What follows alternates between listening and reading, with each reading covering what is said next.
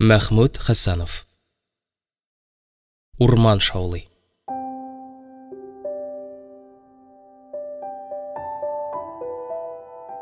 Зариф капка төбендә утырган Гөлҗиһан түтине күреп, бераз аптырап калды.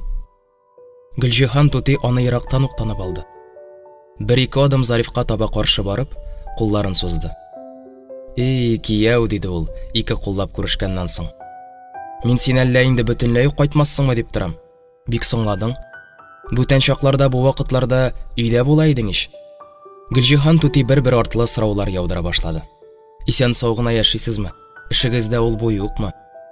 Әйдә өйгә. Өйгә кирип утырырга кирәк иде. Өйгә дә кирип чыктым инде, китим дип утыра идем. Килмәс борын нинди ките ул?" Алар сөйләшә-сөйләшә өйгә кирип киттеләр. "Озаклагач мин сезне төнге сменага киткәннәрдер дип тора идем. Югыйсә мичкә дә ягып җибәргән булыр идем, кайтуыгызга җылы төшеп торыр иде ичмасам." Зариф Гөлҗиһан түтинең бишмәтен, мамык шәлен чөйгә элеп куйды. Соңыннан икесе дә өстәл янына барып утырдылар. "Үзегез соң булай исән-сау гына эшләп ятасызмы?" диде Гөлҗиһан түти, нидер сизенгән кебек, Зарифка сәер генә караш ташлап. "Хәзергә ярый кебек. Тик үзең бер дә күренми башладың әле. Йорт җир бит кияү, үзең беләсең. Барысына да бер үзем. Менә әле Ходаның биргәненә шөкер, сыер да бозаулады. Кешегә нигә калдырып, ышанып чыгып китеп булмый бит. Әнә кияү, әйтергә онытып торам икән. Бер-ике кадак май да алып менгән идем. Күз алдыгыздарак булсын дип тәрәзә арасына гына төшердем." "Рәхмәт, әби." Бераздан икесе дә сүзләре беткән кешеләр кебек тынып калдылар. Гөлҗиһан түтинең дә вак-төяк сүзләрдән әһәмиятлерәк сүзгә күчәргә теләве сизелеп тора иде. Ул ничегрәк итеп сүз башларга да белмичә, өстәлгә ябылган искәтерне бер-ике тапкыр сыйпаштырып алды. Тынлыкны Зариф үзе бозды. "Күрме ягы ничегрәк, әби? Югыйсә мин теге урман каравылчысы озын Әптери карт белән сөйләшкән идем. Берәр ылау печән бирергә булды. Анысы ярарлы." Гөлҗиһан түтинең түземлеге актык чиккә җитте ахрысы. Билгеле бер карарга килгәндәй сәер генә әйтеп куйды. "Кияү?" "Кияү дим." Гөлҗиһан түти сер әйтергә теләгән кебек Зарифка таба ялды. "Әдәм ышанмаслык сүзләр йөри кияү. Дөресме, әллә гайбәтме?" Сүзнең актык чиктә барыбер шуңа кайтып калачагын алдан ук белеп торгангамы, Гөлҗиһан түтинең туп-туры шул турыда соравы Зарифны бер дә гаҗәпләндермәде. Ул гаепле кеше сыман башын түбәнрәк иде һәм үзен кулга алырга тырышып, "Ничек дип әйтергә инде? Шулай дип сөйләштергәлиләр кебек", диде. "Бәлкем гайбәт кенәдер. Соң син үзең ничек уйлыйсың?" "Минемчә, гайбәт кенә түгел дисәң дә ялгыш булмас, әби." Зарифның сүзләре Гөлҗиһан түтине тетрәтеп җибәрделәр. Ул әрнүле тавыш белән, "Нинди генә гөнаһ шомлыклары күрәсем бар икән әле" дип, яулык эшләрен бетергәләргә кереште. "Я Раббым. Ләкин мин", диде Зариф шактый кыю тавыш белән, "көлемсәргә ышанам. Аның намусына ышанам." Зариф моны шундый зур ышаныч белән әйтте, хәтта елый башлаган Гөлҗиһан түти дә бераз тынычланып киткән кебек булды. Шул вакыт өй алдында аяк тавышлары ишетелде, һәм бераздан ишектә көлемсәр күренде. "Эй, яни килгән икән", диде ул, шатланып, һәм шунда ук түргә үтеп тормыйча кызу-кызу гына чишенә башлады. "Үзегез тәмам оныттыгыз ич. Бер дә булмаса, үзем менеп төшим", дидем инде. Гөлҗиһан түти бу сүзләрне ничектер коры һәм салкын әйтте. Көлемсәр бу җитдилекне сизсә дә, исе китмәгән төсе белән диван читенә килеп утырды. "Вакыт юк бит әни. Вакыт җитми." Көлемсәр тагын нәрсәдер әйтергә теләп авызын ачкан иде дә, Гөлҗиһан түти аны кинәт бүлдереп куйды. "Вакыт җитәргә ни, эшең бик тыгыздыр шул." Гөлҗиһан түти урындыгын шалтыратып, өстәлгә якынрак күчеп утырды. Зариф урыныннан торды. "Ярар, әби", диде ул. "Бергәләп ашарга әзерләргә керешегез инде. Иртәгә үзем узатырмын. Бәлки машина да булыр әле. Хәзер мин конторага барып, иртәгә эш планын бераз рәтлисе бар иде." Бар кияү, бар. Кая ул? Эшеңне калдыра күрмә бер үк." Зариф тиз-тиз киенде дә чыгып китте. Баскычтан төшкәндә ул ирексездән бүлмә эченә күз салды. Гөлҗиһан түти кашларын җимереп, көлемсәргә таба ялган. Минем болай чыгып китүем бераз уңайсызрак булды да булуын. Нишлисең? Эш бит дип уйлап куйды Зариф.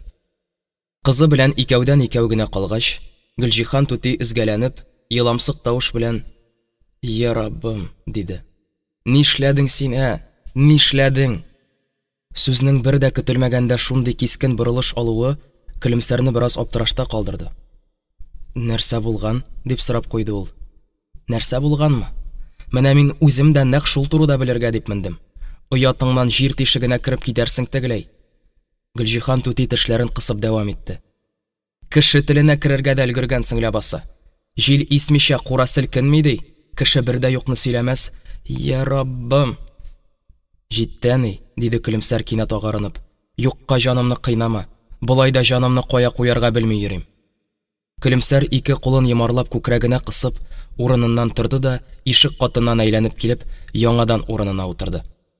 Гөлҗиһан түти елап җибәрде. Эй, бала, нәсел ырыубызда булган хәл түгел бит. Әүлия кебек ирең бар бит синең. Ирең булмаса бер хәл иде. Җитте дим, әни. Көлемсәр кисәк әсәрләнеп китте. Җитте, дәшмә. Ишетергә теләмим. Һәм ул кинәт диван култыксасына капланып, бөтен гәүдәсе белән калтырана үкси башлады. Кызын мондый кыяфәттә беренче тапкыр күргәнгәме, Гөлҗиһан түти тәмам аптырашта калды. Эй, кызым, дип сөйләнде ул. Аның күңелендә тик аналар күңеленә генә хас җылы тойгылар уянды. Ләкин ул аларны кызына аңлата алмады. Гөлҗиһан түти изгәләнә тик бер генә сүз такрарлый иде. Я Раббым. Агач ташу эшенең җайга салынуына бер атна чамасы вакыт үтте инде. Юлга будкалар куелды. Дежурныйлар машиналарның ничек хәрәкәт итүләрен күзәтеп торалар.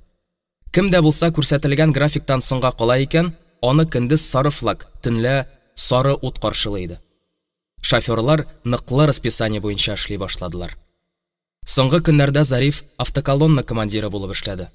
Икенче рейс ясап конторага җитәрәк, ул юл кырыенда Бәдри аганы күрде. Директор туктарга кушып кулын күтәрде. Билләһи, бер вагон агач тиягәнсең ич. Кабинадан яртылар чыккан Зариф та биек, таза итеп тиелгән йөккә карап алды. Бер мин генә түгел Бәдри ага, хәзер бөтен шоферлар да йөкләрен шулай тиелер.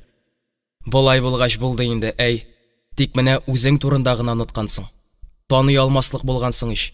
Һич югында сакал-мыекларыңны кырып ташларга иде. Югыйсә билләһи дип әйтәм, 40 яшьлек иратка охшый башлагансың. Шул чама бит инде Бәдри ага. Сөйләнмәсәне, сиңа картаерга иртәрәк әле. Өлгерерсең. Менә нәрсә? Бу рейстан соң 2-3 көнгә ял ал. 2-3 көн үк булмаса да, мунча кереп из башына алыштыру зыян итмәс иде. Юк, мин әйткәнчә булсын.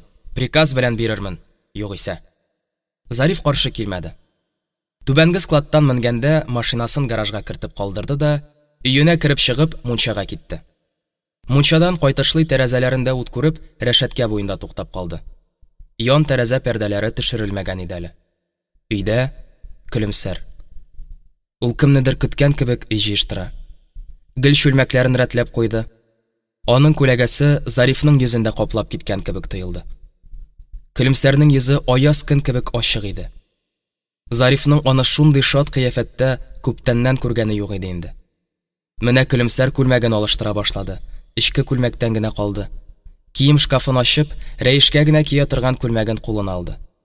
Зариф аның бу күлмәген аеруча яратуын үзенә дә әйткәләгәне бар иде. Көлемсәр күлмәкне кулында әйләндергәләп алды. Күлмәген кигәч, өстәл өстендәге скәтерне алыштырды һәм аның ничек ябылуын күрергә теләп ахрысы, башын бераз кырын салып, читкәрәк китеп карап торды. Аннары табын әзерли башлады. Зариф көлемсәрнең шулай кабалана ашарга, эчәргә әзерләп йөрүен бигрәк тә ярата иде. Бу уйлар Зарифның күңелен җылытып җибәрделәр.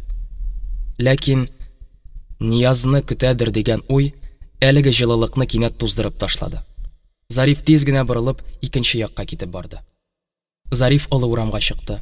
Менә клуб, аның тәрәзәләреннән урамга нур көлтәсе сибелгән. Зариф клубка кергәч, бильярд залында ук идәнгә кадакланган кебек тукталып калды. Каршыдагы өстәл янында шахмат уйнаучылар арасында Нияз утыра иде. Ул отылган егеткә аның нинди ялгыш йөрешләр ясаганын аңлата. Зариф аны күрү белән кире чыгып китмәкче иде дә, шул вакыт кемдер: "Килегез әле, Зариф абый, сез уйнап карагыз", диде. Зарифка чигенергә урын калмады. Ул урындыкны шаулатып артка таба тәреп, уңайсыз гына килеп утырды. Зарифның Нияз каршысына килеп утыруы белән залда тынлык урнашты. Бу сәер тынлыкны Зариф белән Нияз да сизделәр. Тик алар гаепле кешеләр сыман бер-беренә күтәрелеп тә карамыйлар иде. Менә шахмат тактасы өстендә Зарифның зур, йонлач кулы күренде. Беренче йөреш ясалды. Аларны урап алган кызыксынучылар өстәлгә якынрак кысылдылар. Башка уйнаучылар да уеннарын ташлап алар янына җыелды. Бу очрашуда гүя нинди дә булса бик әһәмиятле нәрсәнең язмышы хәл ителә иде.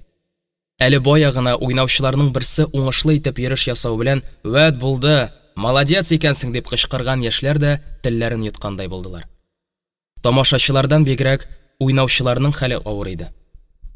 Башка вакытларда үзен бик иркен тоткан Зариф та хәзер бөтенләй каушап, югалып калган иде. Ниязның да нечкә килешле иреннәре туңган шикелле агарып калган. Яңак шигәләрендәге бала йоннары тырпаеп тора.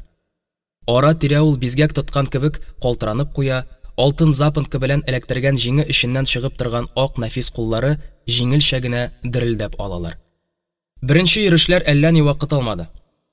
Кинәт Нияз сул флангтагы пешкалары белән бик нык алга чыкты һәм икенче ходта инде шактый вакытка сузылган тынлыкны беренче булып бозып, "Королевагызны саклагыз", диде. Зариф та җавап кайтарырга теләп авызын ачкан иде, тик шунда ук нәрсә дип әйтергә дә белмичә аптырап калды. Аның зиһене таралып киткәндәй булды. "Королевагызны саклагыз". Юк, юк. Бу сүзләрнең тел төбендә нәрсәдер бар кебек тоелды аңа. Көлемсәр турында әйтә түгелме соң ул? Әлбәттә, аның турындадыр. Зарифның бөтен тәнен салкын тир каплаган шикелле булды. Йөрәге әллә нинди үзәккә тиярлек үткен бер әрнү белән сыкрап куйды. Аның йөзе җитдиләнде, киң яңакларын бизәгән сирәк-мирәк шадралары тагын да тирәнәйгән кебек булып күренделәр. Кем белә, бәлки Нияз бөтенләй андый мәгънәдә әйтмәгән дә булгандыр.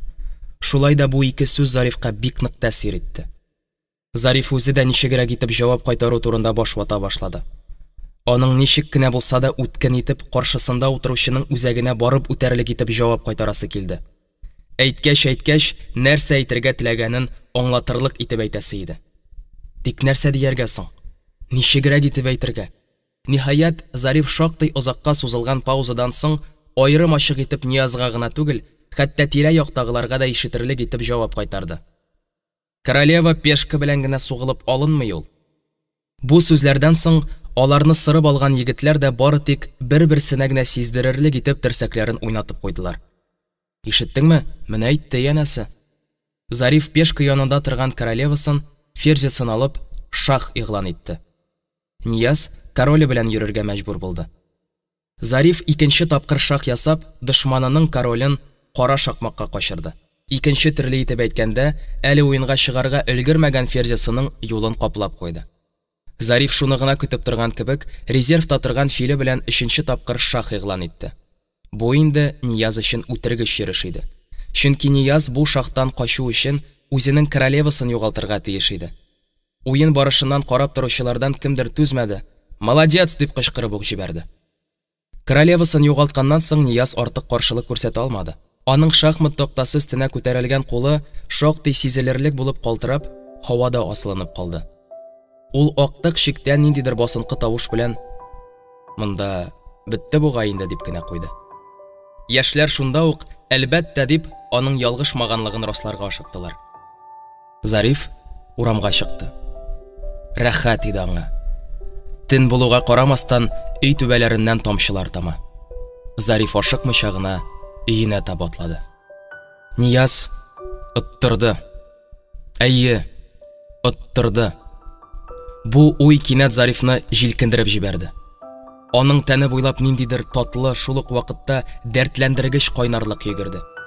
Ниязның "Королевагызны саклагыз" дигән сүзе байтак вакыт аның кулак төбендә яңгырап торса да, "Королева пешка белән генә сугылып алынмый ул" дигән җавабы күңелен тынычландырып куйды. Пешка.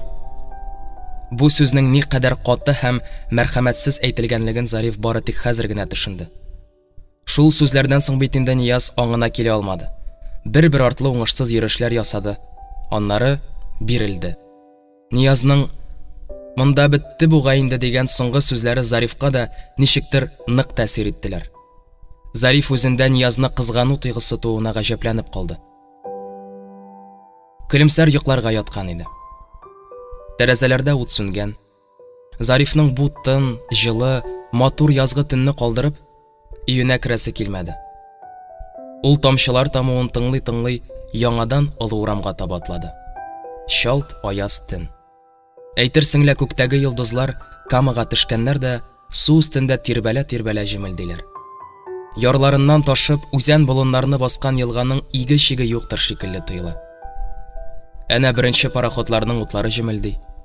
Алар бер-берсе яныннан тавыш-тынсыз үтәргә теләгән шикелле гудокларын да кыска-кыска гына әйтеп бирәләр. Әйтерсең, пассажирларны уятырга куркалар. Ләкин капитаннар юкка гына борчылалар. Мондый төндә кем генә йоклый алсын соң? Төнге тынлыкта пароход көпчәкләренең суны айкап үтүләре аерым ачык булып ишетелә. Тыныч су өстенә төшкән йолдыз шәүләләрен вак кисәкләргә бүлгәләп дулкынлар тәгәриләр. Мондый чакларда дулкыннарның шаулашып ярга бәрелүләре дә ишетелми. Алар ярны таба алмыйча хәлсезләнеп, каядыр су астында калган әрәмәлекләр өстендә тынып, югалып калалар. Яңадан тынлык урнаша. Йолдызлар яңадан су өстенә төшәләр, яңадан күңелле генә тирбәлә башлыйлар. Май төннәре таң алды төше кебек кыска була.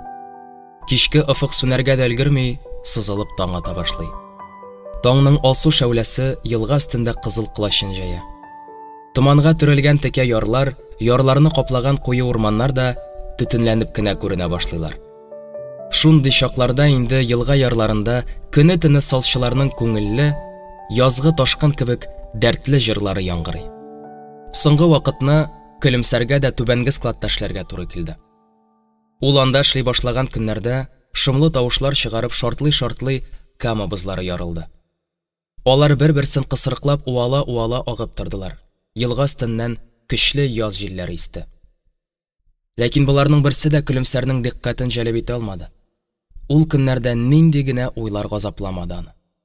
Бүген дә ул смена бетүен түземсезлек белән көтеп, ярсып эшләде. Ачылып һәм кибеп өлгергән яр буйларыннан тузан баганалары күтәрелде. Әле генә быздан арынган каманың булганчык суы өстендә чал башлы зур-зур дулкыннар йөгерештеләр. Соңгы рейсны көлемсәр Тәмиргә тапшырды. Үзе икенче сменаны килүне дә көтеп тормыйча, сукмак буйлап урман эченә кереп китте. Аның бүген бер ялгызы каласы килә иде. Бая төшке ашка утыргач ул Ниязны очратты. Күрмәгән булса, һичшиксез күп тапкыр яхшырак буласы икән. Чөнки аларның бу очрашуда сөйләшкән сүзләре шул кадәр буш, шул кадәр мәгънәсез иде. Хәтта искә төшерүе дә авыр.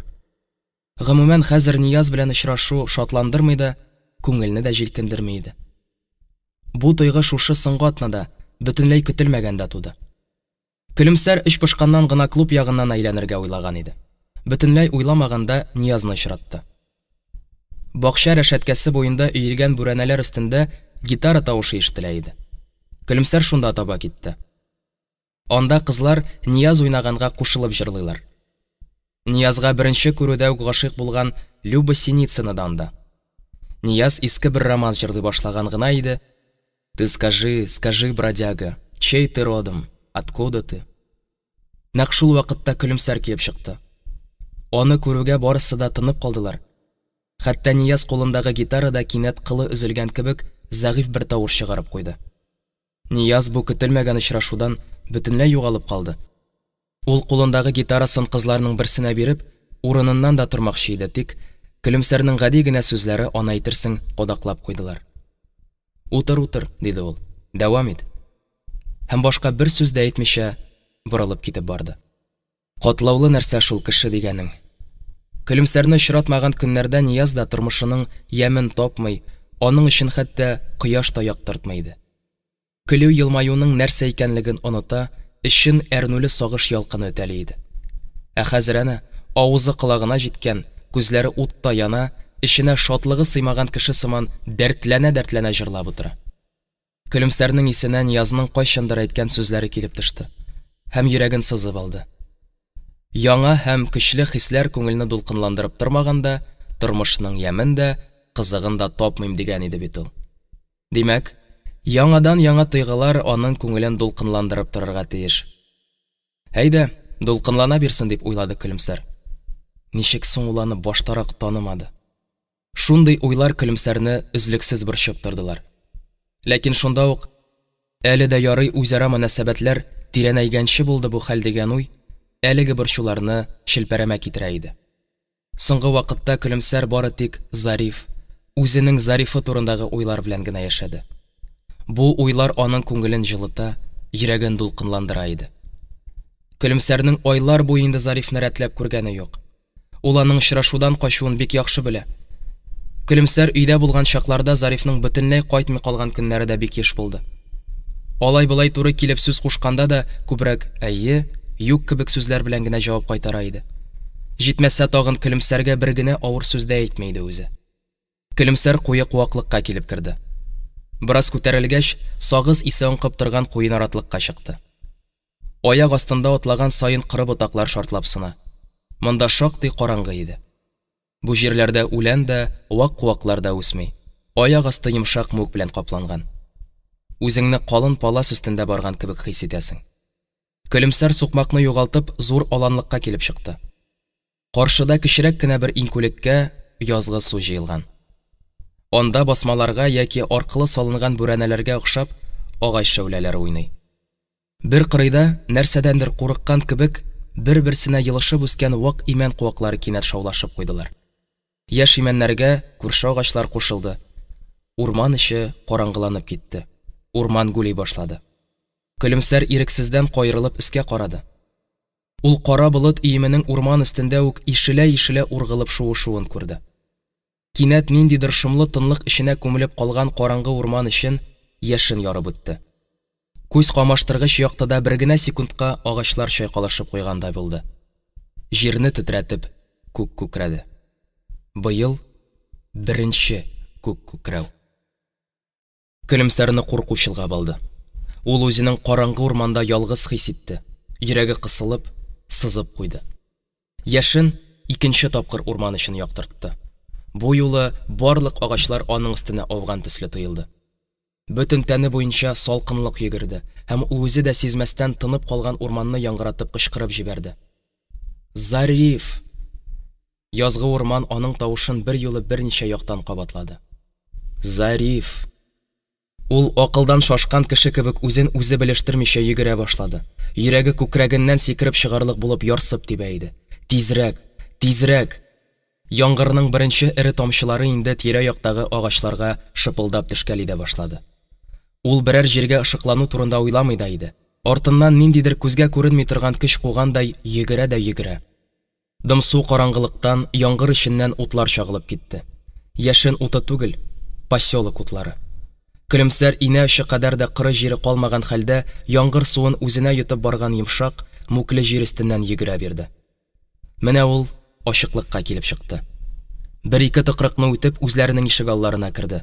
Тәрәзәдән төшкән яктылыкка күзләрен кысып алды да баскыч өстенә йөгереп менде. Бары тик шунда гына үзенең хәлсезләнгәнен белде. Аның бөтен тәне, тез буыннары бизгәк тоткандагы кебек дер-дер калтырыйлар иде. Ишекне ачты. Өстәл янында күлмәктән Зариф утыра иде. Изүләре шишелгән, үзе эш белән мавыккан, ишек ачылганны да сизмәде. Көлемсәр чайкалып китте. Упкынга төшеп китүдән курыккан кешедәй инәлеп кычкырып җибәрде. Зариф! Зариф чәчрәп урыныннан торып Көлемсәрне тотып калды. Нәрсә булды? Көлемсәр җавап бирү урынына үзенең ут таянган йөзе белән Зарифның киң күкрәгенә капланды. Зариф! Зариф диде ул, яшь аралаш ишетелер-ишетелмәс кенә итеп. Кичер мине. Кичер. Мин синеке. Бары тик синеке генә. Давыл хәбәрчесе ярларыннан ташып аккан каманың кызгыл сары төстәге булганчык суын ярып, агым буенча түбән таба изә. Көчле җил исә, дулкыннар зурайганнан зурая баралар. Елга өстендә куышып, бер-бер артлы ургылып килгән дулкыннарны үзенең үткен борыны белән ярып, катер юлын дәвам итә. Юеш палубада бер кеше тора. Ул көчле җилне дә дулкыннарның котырганнан котырына баруында сизми. Аның күзләре дулкыннар арасында тирбәлеп торган маякларга төбәлгән. Бу Бөреле леспромхозы директоры Бәдри ага иде. Менә ул шал башлы дулкыннарга һәм яр буенда шәшелеп яткан аксыл ташларга карап алды. Аның йөзендә тирән борчылу хисләре чагыла. Борчылмаслыкта түгел шул. Яр буенда яткан бу ире ташлар үткән ел бу вакытта бар да су астында иделәр. Су мул иде. Саллар күтәрелеп каядыр бик еракка сәфәргә җыенгандай талпынып, дулкыннар арасында шайкалып торалар иде. Быел исә бөтенләй башкача булды. Су күтәрелмәде. Агызылырга тиеш булган 100 меңнәрчә кубометр төзү материаллары яр өстендә утырып калды. Директор борчылу уйларыннан арынырга теләгәндәй кызгылт ярларга карады. Яр буйлары тау үсләре куе яшел нарат, ширше урманы белән капланган. Гигант кыяларга охшап торган бу кара урманнар да Бәдри аганың күңелен юатмадылар. Катер борылыш ясап, сөлекле елга чыгына керде. Текә яры карт топольләр, куе таллыклар һәм әрәмәлекләр белән капланган сөлекле елга чыгына керү белән җилдә дулкыннар да бераз тынып калгандай булды. Хәтта катер дизельнең җиңелчә генә гөрелдәве дә аерым ачык булып ишетелә башлады. Бәдри аганы барыннан да бигрәк шушы сөлекле елгасының уң як сөзәк ярындагы саллар борчый иде. Аларның барысы да диярлек Идел буендагы бөек төзелешләргә озатылырга тиеш. Катер ачыклыкка чыкты. Елганың уң як ярында ком өстендә утырып калган саллар тезмәсе күренде. Директор эшләпәсен каш өстенә үк басып, каютасына таба атлады. Ләкин елга өстендә гөрләп торган күмәк авазлар аны яңадан палубага күтәрелергә мәҗбүр итте. Саллар тирәсен халык баскан. Аларның утырып калу куркынычын ишеткән халык түбәнге складка агыла. Даул хәбәрчесе өскел ишегенә күренеп торган сал янына туктады. Директор утырып килгән катер янына халык җыела башлады. Сал агызу мастеры Лапитов килеп җитте. Директорны күрү белән ул күн картузын кулына алып, гаепле кеше сыман бер урында таптанып торды. Директор киеренкелекне бетерергә теләп, ай-ай-ай дип башын чайкап торды. Булай булса, Филиппич, харап булабыз бит, әй. Лапитов та, катер янына җыелып өлгергән башка кешеләр дә директорның кыска гына итеп әйткән шушы сүзләреннән күп нәрсә аңладылар. Хәят зур төзелешләр алар леспромхозыннан төзү материалларын ала алмас. Донбасс шахталары да материалсыз калыр. Яр өстендә утырып калган агачлар кибеп, бозылып сыйфатын югалтыр. Дәүләткә миллионнарча сум зарар килер. Сал агызучылар өчен салларның ярда утырып калуыннан да фаҗигалерәк вакыйга бармы икән? Бу инде сал сайга утыру яки сал таралу гына түгел. Да, диде Филиппич, һәм күз карашын бер ноктага төбәп, бөдрәләнеп торган кара сакалын бармаклары белән бераз аралап торды. Да, быелгы яз безгә аяк чалды. Аның сүзен баш инженер Сайфиев бүлде. Бердә булмаса, пароходчылыктан йөзмә краннар чакыртып алырга кирәк. Юк, дип кырт кисте сал агызу мастеры. Йөзмә краннар килүен көтеп ята торган чак түгел. Без инде булай да су күтәрелмәсме дип никадәр вакыт нәрәм иттек. Краннар килеп җиткәнче суның тагын да кимүе бар. Аннары бит егетләр сөлеклегә зур краннар керә алмаячак. Безнең хәзер санаулы сәгатьләребез генә калды. Сез әйткәнчә, бу салларны кран белән таратып, яңадан җыяр өчен беләсезме күпме вакыт кирәк? Ким дигәндә 2 атна. Нишлибез соң? Шул турыда уйлашабыз түгелме соң? Хәзер уйлашырга соң инде. Аны алданрак карыйлар. Сайфиевның бу сүзләре көз көнендәге бәрелешләрнең дәвамы булып яңгырады. Аны алданрак кайгырталар, алданрак чара күрәләр. Менә шул. Баш инженерның сүзләре Лапитовның бары тик ачуын гына кузгатты. Алдан кайгыртабыз дип нишләргә тиеш идек соң? Барыннан да элек эшкә айгырак карарга кирәк иде. Әйттем бит мин сезгә. Бер түгел 10 тапкыр әйттем. Янашакбыз дидем. Кычкырып янашакбыз дип әйттем. Менә, пожалуйста. Карт мастерга җитә калды. Беләсезме нәрсә? Диде ул. Кулыгыздан ярдәм килми икән инде. Бер дә булмаса кыткы салып паника тудырып йөрмәгез. Әйе, үзебез карарбыз. Янабыз икән, җавабын да бирербез. Күрербез, ничегрәк бирерсез икән. Әйе, бирербез. Лапитовның шулай кинәт кенә шишелеп ташлавы бик күпләрне гаҗәпләндерде. Хәтта директор да, вакытсызрак, бик вакытсыз башланды әле бу ызгыш дип эштән әрнеп куйды. Бик хикмәтле хәл булды бит әле бу. диде шул тирәдә бөтерелеп йөргән Бикмуш абзый. Мондый хәлне үз гомеремдә икенче тапкыр күрәм. Берсе яшьрәк чагымда Чусовай елгасында булган иде. Ул елны да яз быелгы кебек икегә бүленгән иде. Инде тәмам яз җитеп су күтәрелә генә дип торганда кинәт катырып җибәрде. Су боз астыннан ага да ага. Шулай итеп Кларк исемле чит ил байының Чусовай елгасында саллар утырып калды. Кызган табага баскандай бөтерелде инде. Шуннан бу якын тирәдәге авылларга кешеләрне җибәрә. Крестьян килә бит, акча эшләп алырга хыяллана. Җир кисәген эшкәртеп нитеп тормыйча, атлары ниләре белән кайберләре хәтта хатыннарын, бала чагаларын ияртеп килә. Бик күп крестьян җыелды. Елга буе ат кешнәүләрдән, үгезләр мөгрәүдән, сүгенүләрдән көне-төне яңгырап торды. Тырыша торгач салның шактый өлеше суга төшерелде. Кешеләр, атлар имгәнде. Кысылып, бүрәнә астында калып үлүчеләр дә булды. Ярты эш бетте дигәндә кинәт кара булыт чыкты. Кытырып яңгыр яуды. Су, мин сиңа әйтим, күзгә күренеп 2 метрга сикермәсме? Кларк калган салларны һәйбәтләп кенә җыеп алды да, тфу! Бикмуш абзый сызгырып кулын селтәде. Китеп тә барды. Миңа сез түгел, Алла үзе ярдәм итте имеш. Крестьян каргышыннан су буйлары ыңгырашты. Көймәләр белән сал артыннан куып та карадылар. Берни дә чыгара алмадылар. Бикмуш абзый сөйләп бетергәндә Лапитов давыл хәбәрчесе капитанына су эчендәге бер-ике какшаганы тарттырып карарга команда биргән иде инде. Директор янында торган Айтуганова моны күреп, карт мастердан сак кына сорап куйды. Какшагалар түзәләрме соң, Филиппич? Түзәргә тиеш, диде Лапитов. Без аларның ерак юл үтәсен уйлап, таралмаслык итеп эшләдек. Гомере буе сал агызган бу карт мастерга Дәрҗиянең җылы сүз әйтәсе ничек кенә булса да күңелен күтәрәсе килде.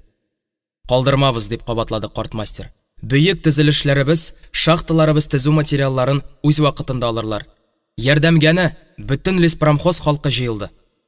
Лапитов яр буенда җыелган халык ягына күрсәтте. Хәтта йорт хозяйкаларына кадәр чыктылар. Отпуск алган иптәшләр дә ял итәргә китмичә эштә калдылар. Мондый кешеләр булганда салларны гына түгел, тауларны да бер урыннан икенче урынга күчерергә мөмкин. Лапитов горур басып катер ягына карап тора. Язгы кискен җил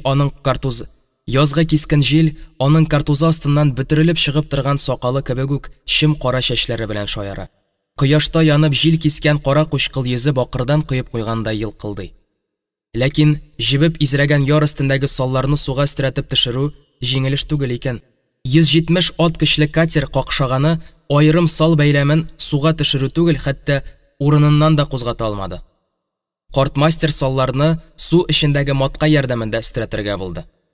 Тик беренче сал бәйләмен тарттыра башлау белән бу методның да бик үк ышанычлы түгеллеге беленде.